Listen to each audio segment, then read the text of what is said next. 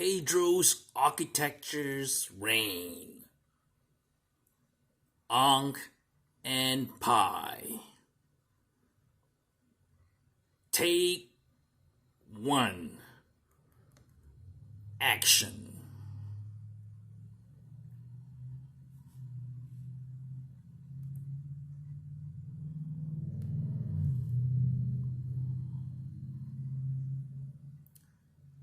This is the Edith Green Wendell Wyatt Federal Building.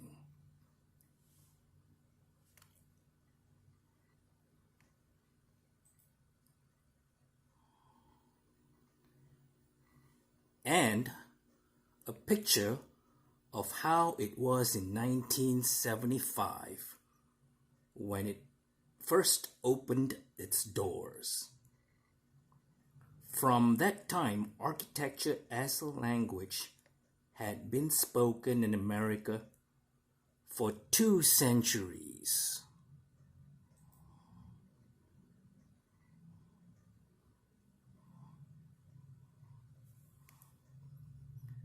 The span of evolution in modern American architecture is quite a lengthy one, especially if you include the inconclusive postmodern style.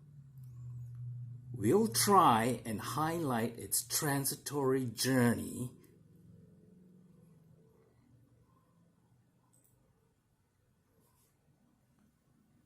using a simple legend with a combinant of modernist phrases. What was, what is, and what could be. This 47-year-old federal building, whose original reinforced precast concrete blocks and glass panels exterior, was given a major facelift, especially on its western side.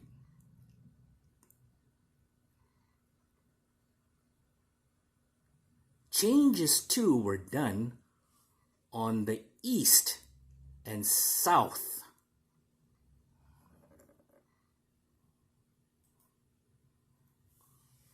Mostly with exterior light shelving. It was reduced to its concrete and steel skeleton and given the facelift under the auspices of a renovation program approved by the GSA. The General Services Administration, a United States government agency among other things, manages the functioning role of federal agencies, which can include providing federal employees with office spaces.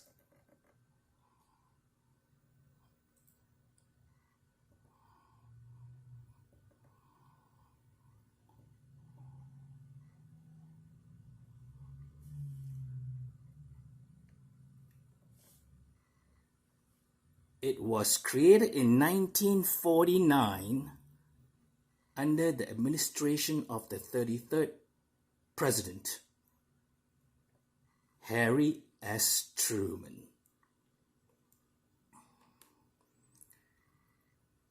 The renovation was worth about $133 million and mostly done between 2009 and 2013. This is what it looks like today. It's where we will start, from where we left off last. The idea of perception.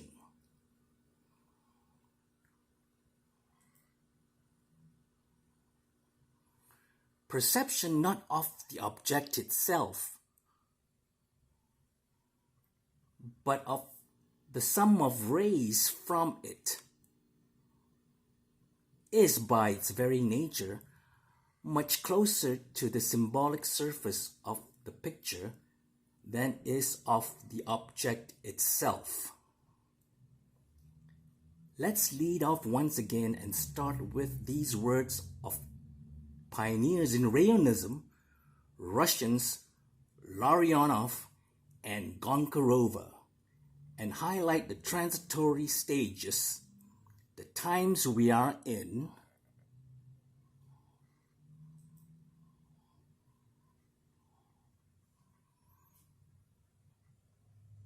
of postmodernism in architecture. Using Natalia and Mikhail's avant-garde method to diffuse the abstract and expression that is architecture, you could say modern architecture was driven above ground, piled from a bedrock using bare materials.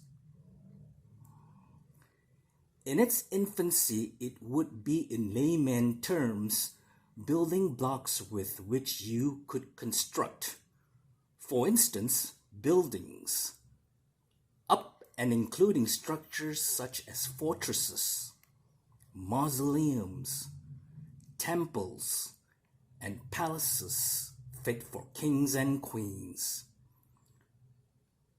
to government buildings of custom houses and treasury buildings where custom duties were collected for imported goods, and matters of finance for the nation were considered if not deliberated. These building blocks of materials that were used till today to erect are well known to us, and they are the materials of marble and stone, brick and concrete, glass, metals of iron and steel, wood of timber, materials whose history spanned decades, centuries, even thousands of years. We'll attempt to move these basic blocks across architecture's different phases, so to speak, within a context of modern architecture.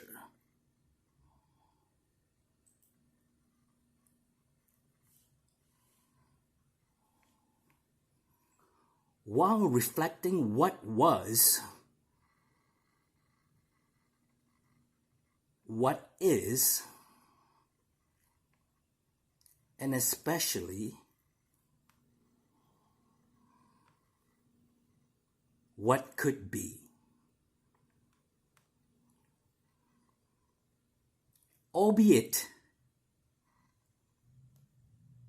briefly and in retrospect.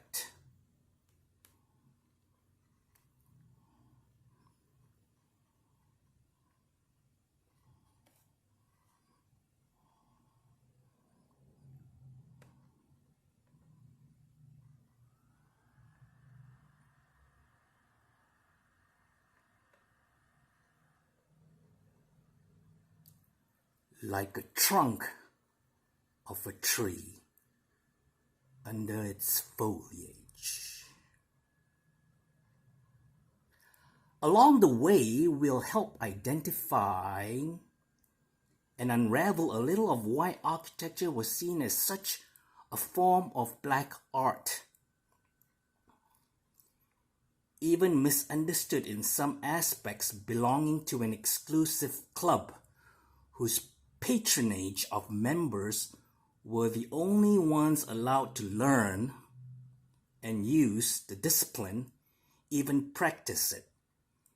In architecture, you need inspiration and knowledge, attention in creative expression and detailing of designs. A large compendium is required for an architect's mind. But the discipline also requires something else not so readily available, an understanding of materials and its usage. Moreover, the aid of knowledge of how natural forces affects the soundness of design, its structural feasibility is sometimes required. What could work in one setting, for example, doesn't necessarily work best in another. It could be determined by many factors: weather, geography, codes, and laws of location, and by owners themselves. On a different plane, structural members and fasteners, for instance, differ expansively in varied types. Numbers and application even custom made. Whether it be materials, practical structural forms, or for something new, possibly in the forefront and used tomorrow.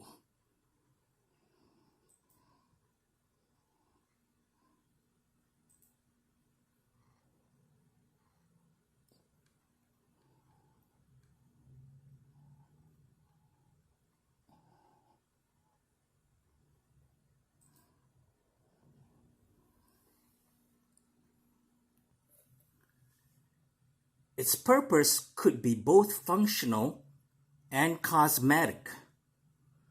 A wide range is present, but one that requires a philosophy.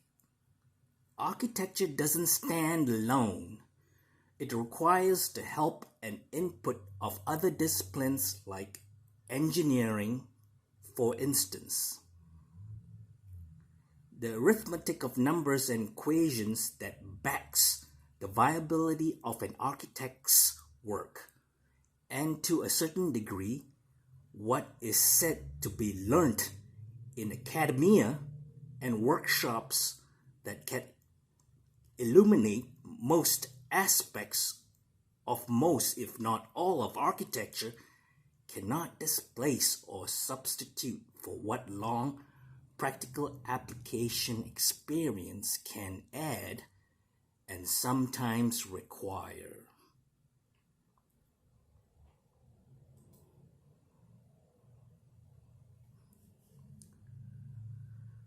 Concrete in ancient Rome is a lot different from how concrete is used with other materials like steel today.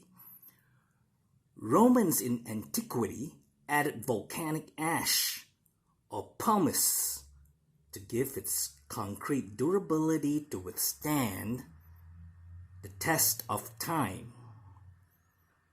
We knew of iron and steel long before it was produced in modern steel in the 1800s. It wasn't till the mid and late 19th century that it could be mass-produced cheaply and used to erect structures. Concrete, on the other hand, had a longer history, you could say, of a much longer span, more than 1,000 years. If concrete could be associated by the Ankh, a symbol of life itself, most familiar with ancient Egyptians, who were famous for using granite and limestone, then steel would be like pie.